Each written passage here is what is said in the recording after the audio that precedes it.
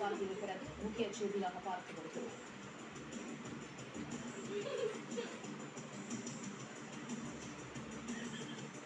சென்னையில் பள்ளிகளுக்கு மட்டும் நாளை விடுமுறை அறிவிப்பு வெளியாகியிருக்கிறது.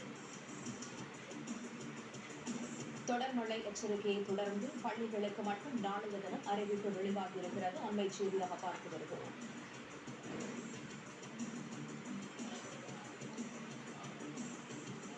அண்மை செய்தி, சென்னையில் பள்ளிகளுக்கு மட்டும் நாளைய தினம் விடுமுறை அறிவிப்பு வெளியாகியிருக்கிறது. தொடர் மழையை தொடர்ந்து சென்னையில் பள்ளிகளுக்கு மட்டும் நாளை விடுமுறை அறிவிப்பு வெளியாகியிருக்கிறது.